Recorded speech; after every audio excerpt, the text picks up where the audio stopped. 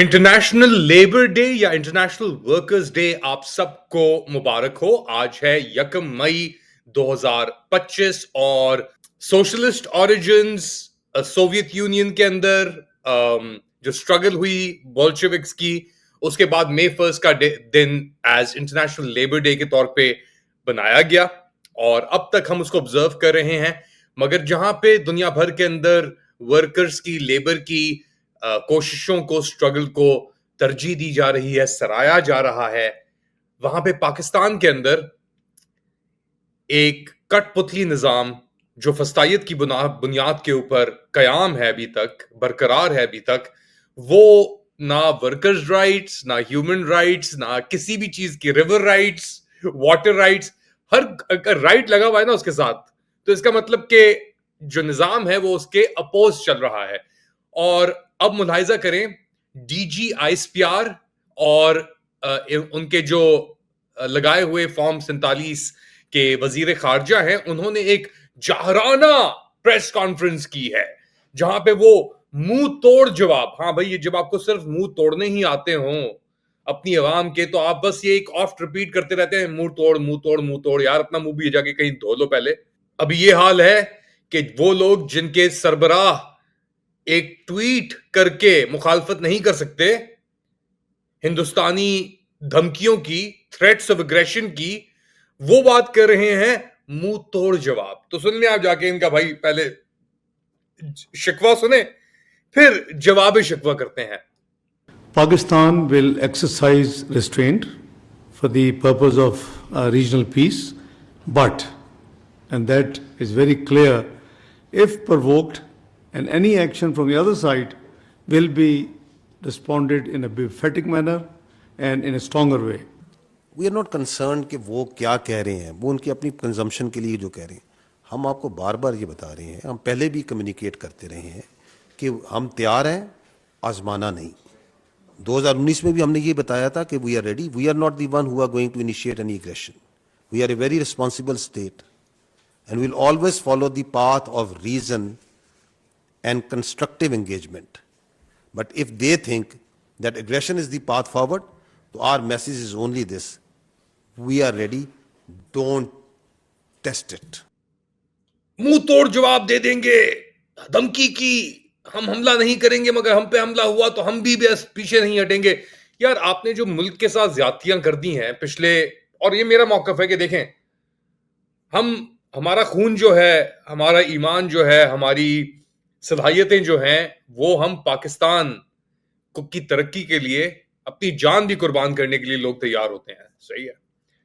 लेकिन जब उन्हीं लोगों के ऊपर तशद्दुद और नाइंसाफी, जब इंसाफ के जो दर हैं, आपके कोर्ट्स हैं, उनको रद्द कर दिया जाए, कोई बुनियाद ही ना छोड़ी जाए इंसाफ की या जुडिशरी की या अदलिया की पाकिस्तान के अंदर, मुल्क के अंदर, जब घरों के अंदर रातों को घुस के बच्चों को अगवा किया जाए, बाप के ऊपर प्रेशर डालने के लिए, बहनों को यरगमाल किया जाए, भाइयों को अपना मौकफ तब्दील कराने के लिए, जब जोर जबरदस्ती और तशद्दुद, जब बाप को अपने बेटे की वफात के ऊपर दफनाने के लिए भी ना वक्त दिया जाए, तो फिर आप कौन सी दुनिया में रह रहे हैं? क्या यह स्टॉकहोम सिंड्रोम समझ रहे हैं कि पूरी कौम को हुआ हुआ है? हर कोई जिसके ऊपर जुल्म और तशद्दुद होता है वो जालिम का हामी नहीं बन जाता। हर कोई जिसके ऊपर जुल्म और तशद्दुद की धमकियां होती हैं वो प्रेस कॉन्फ्रेंसेस नहीं करता 9 मई की अपने आप को बचाने के लिए, सही है। हर कोई जिसके भाई को रात गए फोन आते हैं या जिसके भाइयों को उठा लिया जाता है, वो अपना मौकफ तब्दील करता। हर कोई नहीं करता ये। लेकिन 3 साल के इस तजर्बे के बाद, 3 साल हो गए ना आपके इस एक्सपेरिमेंट को, जो आपने डॉक्टर फ्रैंकेनस्टाइन, जो आइलैंड ऑफ डॉक्टर मोरो बनाया हुआ आपने, जानवरों के ऊपर तशद्दुद करके उनको इंसान बनाने के लिए, अपने मुताबिक इंसान बनाने के लिए। तो पहले जाके अब अपना हाल देख लें आप, सही है। और क्या क्या आपने मुसल्लत किया हुआ है, कैसे कैसे आइटम आपने निकाले हुए हैं, आइटम सॉन्ग्स।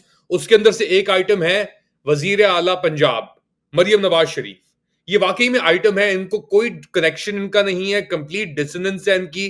क्या हो रहा है, कैसे हो रहा है, क्यों हो रहा है, क्यों क्यों क्यों क्यों क्यों। तो पहले सुने आप, आ गई है सब्दी मां आ गई है। वो क्या कह रही है जंग को लेकर। मैंने अभी आपसे कहा कि बॉर्डर्स पे टेंशन है, डरना नहीं है, डरना नहीं है, बहादुरी के साथ हर चीज का मुकाबला करना है। बॉर्डर्स पे टेंशन है और कह रही है घबराने की कोई जरूरत नहीं है, मेरा जहाज तैयार है लंदन के लिए। हाँ भाई, आपका तो जहाज तैयार है लंदन के लिए, मगर जो बाकी आपने 25 करोड़ अवाम को नीचे अपने रगड़ा हुआ है बूटों के नीचे, जिनके आप वही बूट जिनकी सफाइयां बूट पॉलिशें करके आप, आपके अंकल, फॉर्म 47 टुच्चे प्राइम मिनिस्टर, पीएम और बाकी जो लोग हैं, क्या उनका भरोसा।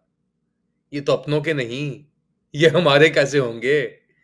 तो बातें और धमकियां और टोपीबाजियां और फॉल्स ब्रवाडो, इसके अलावा इनके पास और कुछ नहीं बचा।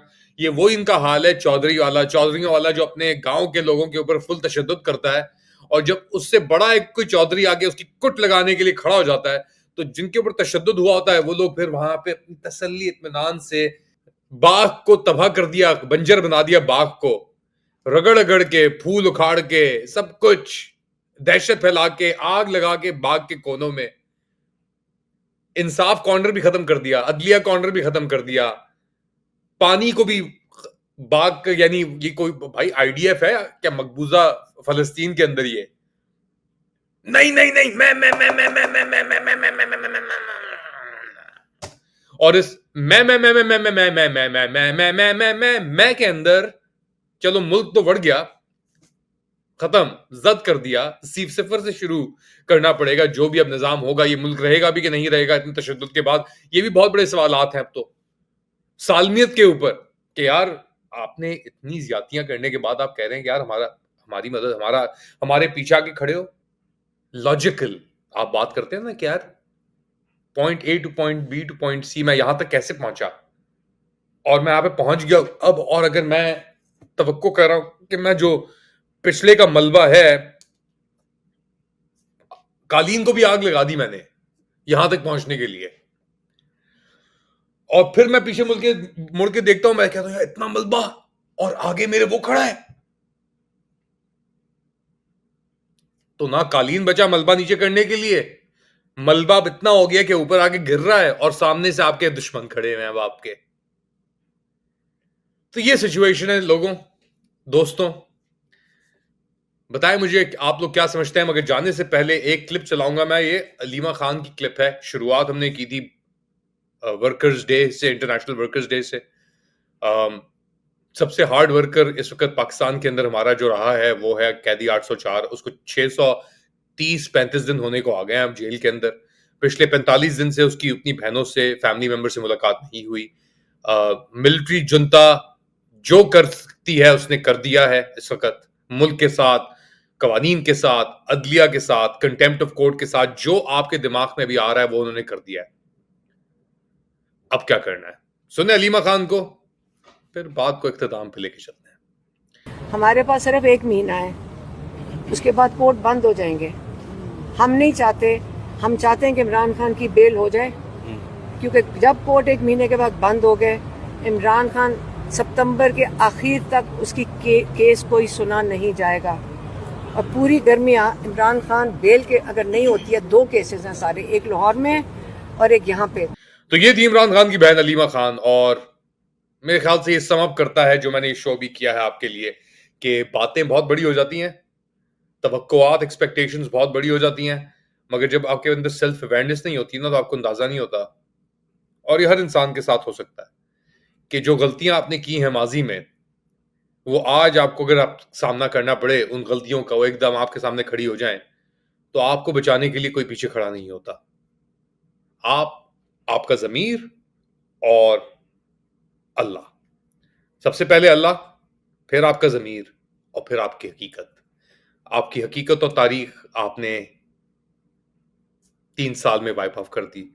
आपने अपने ज़मीर को इस तरीके से मारा और अभी भी मार रहे हैं आप उस ज़मीर को, अपनी फसाइयत को बरकरार रखने के लिए कि कोई भी आपके साथ, वो भी आपने एक चीज़ चली गई। और इतनी नाइंसाफ़ियाँ करने के बाद, इतने जुर्म करने के बाद, दीन और दुनिया दोनों में, क्या आप ये समझते हैं कि अल्लाह आपको माफ़ करेगा? चाहे आप हाफ़िज़ हों, हाफ़िज़ कुरान हों, चाहे आप सबसे दीनी कोई शख्सियत हों, अगर आप खामोश रहे फस्तायत के सामने या औरों पे ज़ुल्म हो रहा है और आप इसलिए खामोश हैं कि मैं सही हूं, मुझ पे नहीं हो रहा ज़ुल्म, मुझे बोलने की ज़रूरत नहीं है, तो फिर हमारा तो इस पे यकीन है, अंजाम, अंजाम और इंसाफ, इधर नहीं तो उधर सही। अल्लाह हाफ़िज़।